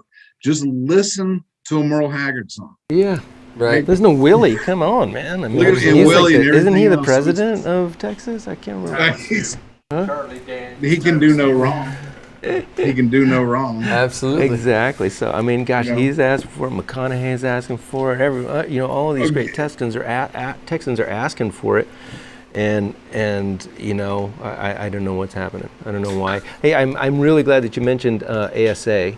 Right. So the thing we were looking for was a nonprofit to be able to help run this event, and we could take donations into, and who's going to hold the landing page. Right. So we've been working with Americans for Safe Access now I've been working with them now for a couple of years. I've been on a couple of shows with them, and was on with Teresa Jackson from AmVets, and so Americans for Safe Access, they really have a soft spot for veterans, and they really try to push it, and they see this as important. So they have a new representative, or actually not a new representative, but she is the head of the ASA. chapter in Dallas. That's Nico Murillo, right? Correct. Nico's been, I've known Nico for 4 years now, and I've worked with her on a few other things we've done here in Texas. And she's amazing. She's an amazing chef, great gardener. She has a little farm out there. She just moved, I think it's towards Mansfield. Anywho, I need to get out there and see her, and I've been meaning to for a while. Now that I've gotten back in contact with her, the whole COVID thing's pretty much over. I told her I was like, we're going to get out there and see her. Yeah. When I mentioned Texas ASA, I knew it had a national chapter, and I couldn't remember if in the past we had talked and you'd said anything about it. So that's one of the reasons why it popped up in my head. That, and she's very thorough on how she works. And she's not afraid of hard work. She just likes to get things done. She's a good person. I think ASA does a lot of good when it comes to helping educate not just the people, but also really helps out in educating our the politicians we have to go see, and the city councils and things like that. So there's a lot of benefit, I thought, working with ASA. So this is one of the reasons why I mentioned it. For sure. You got ASA, we got a Texas rep right here, and I know her. Yeah. And, so you were you were a tip of the spear, Robert, and I am so grateful for you to pick up that mantle and to really be boots on the ground in organizing that event in Arlington, Texas on 6 November. 2 p.m. It's gonna be awesome. I think it's going to be incredible. And I mentioned General Bunting because he said that he's got the World War II reenactment crew that's down there, and they have their military vehicles in Dallas. And he was talking about there we go. Yeah, he's going to load you up. So that'll be kind of cool to see that. I do want to announce one thing with you that I didn't tell you about before, because I want you to spread it across Texas. Because you don't have access to cannabis yet, but it doesn't mean that you can't be preparing for the cannabis industry. One of the things that the employment opportunities in cannabis are just through the roof. This is really the fastest growing industry in the country. So my company Harvest 360 just partnered with Green Flower Media to do a program. We're calling it the Military Outreach and Veterans Education Program, or MOVE. You like that? Yeah. Love that. That's my I'm all about an acronym. All about an acronym. I'm talking to military guys. Right. Hey. So doesn't make sense if it doesn't make a word. Yeah, but it really is. Yeah, who thought of ASA anyway? So we're trying to, reach out to the military and educate veterans on cannabis and the cannabis industry and, the science of cannabis and really the industry that makes it work. So if folks will go to green-flower.com/vets, you can sign up and you have I think it's 3 hours of free video training that talks all about the endocannabinoid system, research that's been done. Oh, great. I mean, one of the first videos that was really impressive to me is a former VA doctor. He was a VA doc for 15 years, and now all he does is cannabis research, kind of like Dr. Blair. And so anyway, that's kind of the big thing that we're pushing for now is education and access to that. So it really is important, even on both ends. So when you talk about just the user itself, the citizen that's going to use the cannabis, knowing that it stays in your system for a long time. Well, why is it? Well, it's because you got receptors. You have an endocannabinoid system that holds on to it. You don't have an alcohol system that holds on to it. Your body wants it. Yeah. Right. You don't have any of that other stuff. Okay. So that's my bride. Tell her she's thanks. See if I had any water. Thanks for when make sure she knows we're really grateful that you would share your evening with us. I know you'd probably rather be spending it with your family than talking to a camera and to us. You know, this is how we get things done, baby. For sure. Let me ask you, we have some live viewers that always watch or that watch us periodically, but most of our views are second or third hand views where people share it. Hey, you need to check this out. You need to check that out. Yeah. This is going to get shared all over Texas with veterans. What are you, if you could look them square in the eyes and say, here's what I need from you, soldier. Here's what I need from you, airman. What do you need Texas veterans to do to move your mission forward with the Texas Veterans for medical marijuana? Well, for what we need them to do, biggest thing is going to be finding out who is your representatives. Go down to Austin. Okay. And find out what it is that are they on board or are they not on board. That's the first thing you want to find out. And if they are on board, that's great. You want to find out to make sure they're always voting in the right position, and tell them about bills that you want them to support. Because the truth of the matter is, it will nothing will happen until that bill gets on Abbott's desk. It just won't happen until it gets on Abbott's desk. So the biggest thing, and if they say they're against it, then find out why. And then we can go from there. Find out the why, and we can maybe address those issues. And sometimes they're going to give you a line of stuff. Well, I just don't think it's the right time. Well, I don't think the Texas people want it, or what have you. Whatever it is, you find out, and then we start working on a good argument to go back with. But the biggest thing is find out what your representatives want. You're going to need to know. Yeah. Let me back brief you to make sure that all the veterans that are listening in Texas or will be understand. Find out who their representative and who their senators are in their area, and contact them and approach them the same way you would a field grade officer. These are leaders in the communities. Don't come at them with a bunch of disrespect and shade. Look at them square in the eyes and treat them like a soldier would treat an officer, and then ask and tell them where your position is, and ask them where their positions are. Come correct when you approach legislation, because you don't poison that well. You have a voice. You deserve to be heard. You're one of their constituents. Take the time to come at them in an educated and informative manner about why your position's where it is. Correct. Because you're going to get more flies with honey than you are vinegar. Yeah, it's kind of the same concept. So one of the things I always like to ask, and I do this quite often with people that are running for office, especially when you find out they're running for office. That's another thing. If you guys have an election coming up, and your representative is being challenged with somebody else, then find out the other person's point of view as well. And just ask them a simple question. What do you think of marijuana legalization? And let them talk. Because if it's open enough, they're going to have to say, well, I agree with this, but I don't agree with that. And that's what you want to know. Right? Because that'll tell you how they're going to actually vote. Yeah, and what I always tell everyone who wants to come into the cannabis industry or just wants to do something, become an activist, right? Become an educated activist. There are two kinds of activists. There's actually three kinds. There are educated activists who are very effective. There are loud and uneducated activists who can actually be a detriment to the movement. And then the great ones are the ones who are the loud, educated activists who are out there giving cogent arguments for why this should happen. Right, and you got to find your battles too. You got to pick them well. Yeah, for sure. And everybody, so there's a lot of people who do different things in this activist industry, right? You have people who work specifically on educating people on how the method of bills work in the legislative session and who you need to contact. And they'll give you all sorts of tools to work with. They'll give you letters to write and things like that, and how to send this to your representative, to send that to your representative. Texas Normal and Texas medical marijuana policy, I believe, is the other one. They're really good about doing that. And then you're gonna have others like DFW Normal that deals more in the lifestyle the culture. But Americans for Safe Access. Americans for Safe Access, for me, they're getting a big backing.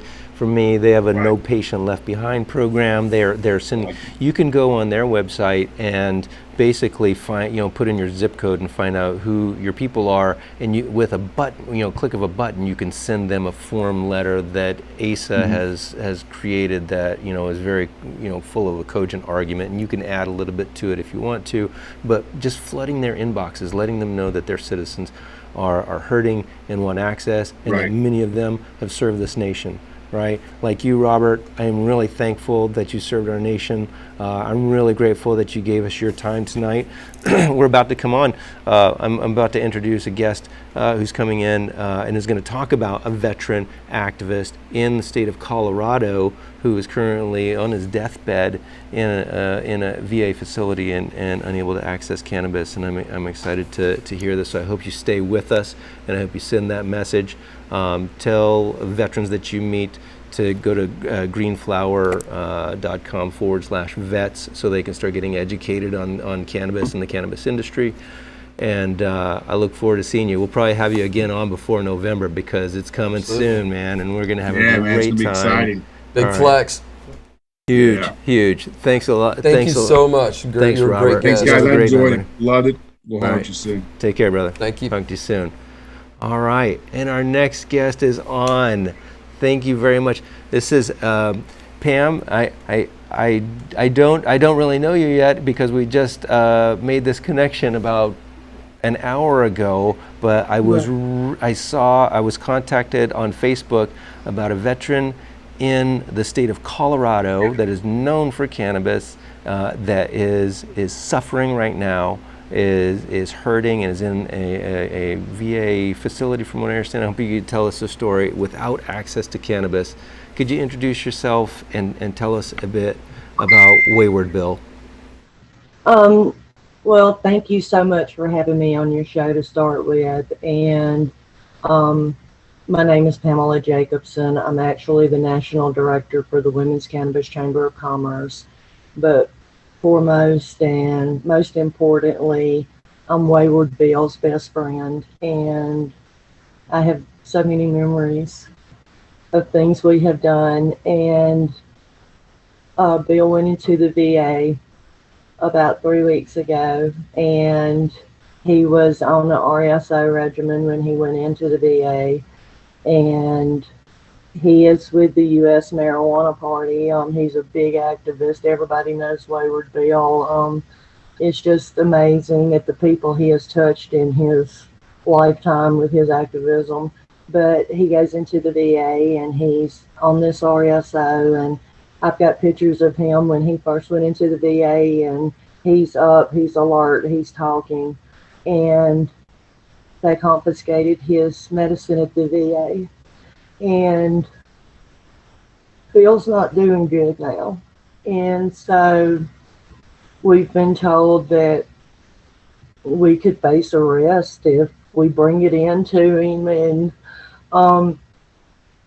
Bill, he deserves so much better than that. He has done so much for so many people in this community, and it is heartbreaking to see my best friend sit there and waste away because of their rules and regulations. And we're in a legal state, and we're not allowed to give it to him, and it's heartbreaking. And I told the doctor yesterday, straight up, you took it from him, you did.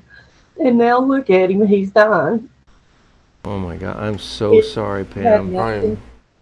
She had nothing to say about that. So it's like, it's hard. We did today get him a little cannabis slipped into him, and I posted pictures on Facebook with him smiling. I do have a picture of him. James, do you mind if we share this picture? Okay.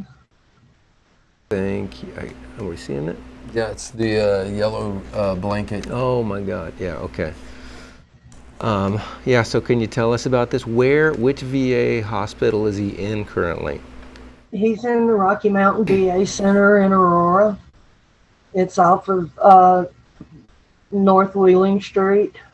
He's in H3 125, and he has been in the bed since he's been in there. They don't get him up and put him in a chair or try to get him out of the room. I've asked How on long? several occasions. He's been there 3 weeks, you say? Yes. And he told me yesterday, home.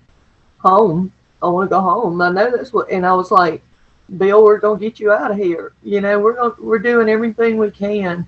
But he has been turned down by at least 3 assisted living facilities because of his cannabis use, because they wrote an incident report at the hospital and turned it over to law enforcement, what they found at the hospital.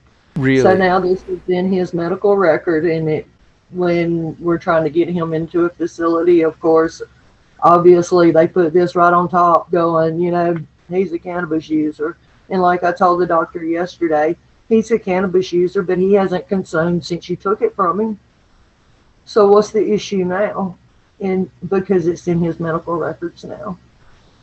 Wow, I mean, this is it's unbelievable. I tweeted that picture to Governor Polis, and I'm hoping that Governor Polis, I hope if anyone follows. Polis, yeah. Mr. Bill, yes. Yeah. So I mean, it's insane. It is incompassionate. It's very difficult for me to be speechless, Miss Pam.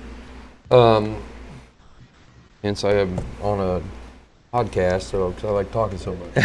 But this makes me speechless. We've got one of the states that has had adult rec the longest. It's got 2012, right? Yeah, and just a long history of medical cannabis. If there's anybody that looks like they should be a medical cannabis patient, it's the man in that picture, and he's one of the OGs of the entire movement, being denied at the 11th hour of his life relief, and it's unconscionable. So I'm just gonna, I'm gonna. And he's a veteran. Yeah. You know, this man served our country honorably, and then was an OG for an unpopular movement for a long time, and was successful because he absolutely never quit. Many a times for his activism to try to get legalization brought, and now this is the situation he's in, and it's heartbreaking. Yeah. Oh my God. Well, I'm so sorry you're experiencing this, and I mean, what can we do? Can you? I mean, we have a pretty large social media network, and we have what can we do? How can we help? We're trying to find a good assisted living to get him in to where he can consume his cannabis. Somebody that's, cannabis friendly. Surely in the state of Colorado, you could find at least an assisted living that is cannabis friendly for veterans. I mean, I'm so not understanding this. I'm a patient of the University of Colorado, and I've never had a doctor deny me my medicine when it came down to me being sick. I've had 113 surgeries and never been treated like Wayward Bill has. And it's like, him of all people, he deserves so much better than what he is getting. Yeah, absolutely. I mean, obviously, this is the the land of the free, and that man is the brave, and we treat them like this, And sadly, he's not alone. That's the sad thing, is he's not alone, and the policies within the VA are draconian over this particular thing that will leave a man to suffer like that. And we're going to try to elevate the message as much as we can. Through our channels. Absolutely. And get something done as quickly as possible. And in the immediate, we're going to be looking for an assisted living facility in the state of Colorado that will allow cannabis consumption by patients. If you're a Kansas, or not Kansas, if you're a Colorado resident and you know of a cannabis-friendly assisted living facility, please reach out to the show so that we can get Wayward Bill an opportunity to spend the time that he has left in this mortal coil, living his best life and in the least amount of pain possible. Because what I'm seeing right there is a man withering away instead of a man who should be enjoying. He's a medical card holder too. Wayward Bill, medical card holder. He should be able. That is his medicine. Yeah. And he's being denied his medicine. So it's cruel. It's cruel, and it lacks compassion. And we as human beings should treat each other better than this. So we're going to do everything that we can, Pam. I know that you're busy, and we will contact you as soon as we find something out, or if there's any way we can help. And Pam, what's your email? Would you like to give any contact information where folks might be able to reach you directly? That's fine. I don't mind. You're an activist, so everyone knows you. Right, everybody's got my information anyway. I can be reached through Facebook, Messenger, Instagram, at Thrash Pamela on Instagram. My email address is thrashpamela, it's THRASH Pamela @yahoo.com. And I'll give my cell phone number out. I don't even mind. No, that's okay. That's okay. Don't worry about that. Yeah, thrashpamela @yahoo.com. That's perfect. Yes, and cards and letters for Bill. He would so much appreciate that right now. He needs to know that all these people out there that are posting on Facebook and stuff, send him a card. It don't take that long to write your name on a card and wish somebody well. So that means a lot to him right now, because opening cards when I go see him, and he smiles and we laugh about the little funnies on the cards and anything to brighten his day right now. So. What did Wayward Bill do when he was in the military? I've been knowing Bill for the past 6 years. I just know that he was a vet and that he was in the military. He never really got into talking about that. Yeah. It didn't seem like memories that he wanted to rehash, so we didn't push that. Yeah. Well, I'm not sure. Well, I'm sure he has. His best memories, I'm sure, are of being an activist and fighting for something that he really believed in, and we're going to do everything that we can to make sure that he is able to, experience that which he has fought for, and gain access to that in the state of Colorado as soon as possible. If you're running a daycare in Colorado, we're going to have who draws the best tank that they can send to Wayward Bill, and we'll get all those to thrashpamela@yahoo.com, and we'll let Bill pick who drew the best tank. Can we send cookies? He loves gummies. All right. Well, we good. all love gummies. It's good to see you smile, Pam. Thank you very much, for calling in at the drop of the hat, and you're clearly an activist, so thanks so much for being available to us tonight, and please give Bill our very best, and we'll talk to you soon, okay? Thank you so much for having me. And thank you're you in our prayers. for helping. Thank you. Yes, ma'am. Yes, All right. ma'am. Take care. Have a good evening. Bye. Thanks. Yes, ma'am. Well, I think that about wraps it up. Man, that's pretty powerful. I wasn't really expecting that. It's hard to get. It's very difficult for me to not have words to say about a situation, and the injustice of what that man did for so many patients across so many different states, to be denied.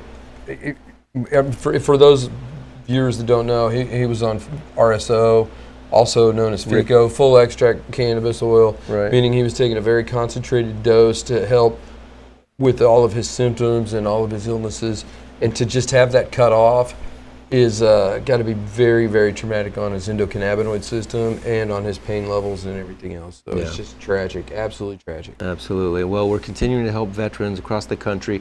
Just today, I want to mention again, Elevate Holistic. They'll be giving a free card to a veteran here in Missouri.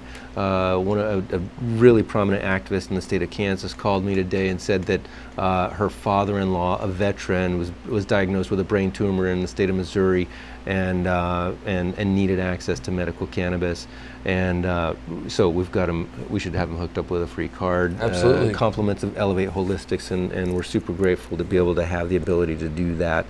I'm excited to have announced the MOVE program tonight, right? Outstanding. That is, this is free. This doesn't cost you a thing, and you get to learn all about the cannabis industry. And of course, we mentioned our Hemp for Victory party that we're going to be having on November 6th in Arlington, Texas. So great show tonight. Thanks very much, as always, to Happy Rock Farms. Chris, you're the man. Thanks for hosting us here, and the whole crew here. Clay, you want to sign us out? Hey, yes, thanks, guys. That was a little tearful moment, right? That was powerful that stuff, was man. powerful. That's I couldn't even believe that's still happening right now. It's amazing that in the state that, like you guys said, the Colorado state, that's happening. And how many nursing homes are out there that are actually offering this service? That's what I'm going to go look up as soon as I go home tonight. Is like where, because my mom, obviously I knew it's not here locally, but are there any other states that offer the nursing home services or assisted home care service systems, or even hospice situations where they allow that?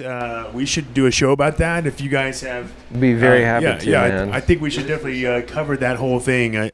I think it's not. Yeah, and Chris just said it. It's a huge market that hasn't even been tapped into, and those are the people who actually need it the most and could potentially salvage many years of their lives without otherwise, because the studies of dementia haven't been done. Like, there's all kinds of different areas. Right. I mean, there's so much that can be tapped into, but the lack of R&D. But luckily we have guys like Todd Scattini and Chris Wolfenbarger that are talking about potentially tapping into the DoD's resources at some point and making that happen. So thanks, guys, for the awesome show. Thanks for our guests tonight. We'll if you guys want to send in anything to the groups, you saw the show earlier. What was her name again? I'm sorry, Pam.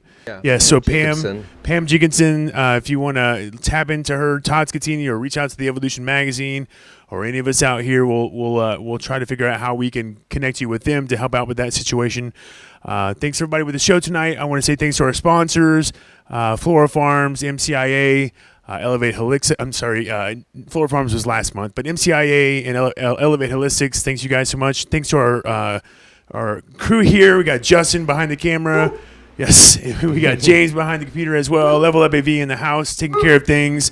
We're here at Happy Rock Farms. Thanks so much to Chris Dalton for staying here late, coming after work and hanging out with us, making it all happen. Thanks to our vets here. Next week we have a great show for you guys. We're going to be back here at Happy Rock Farms with Mayor Lucas. They're, like I said earlier in the show, they're going to be voting to no longer drug test for certain city employee positions for hiring them. That is Mayor specifically, so, right? The Mayor Lucas specifically is coming on the show, and Todd's going to be back here next week for a second round of that show, and we're going to hopefully dive into what's happening with the DHSS's recent definition of promotions and advertisement. So Lindell Fraker, we've invited you on the show. I haven't heard back yet, but hopefully he'll be here. We'll see. Hopefully he'll be watching this. If not, maybe you guys can email it to him or text him or whatever to get him on the show. We just want to come hang out and talk to him and hear their opinion on that matter. Thank you guys so much for watching tonight. We will see you next week. Peace. Great show. Nice, man.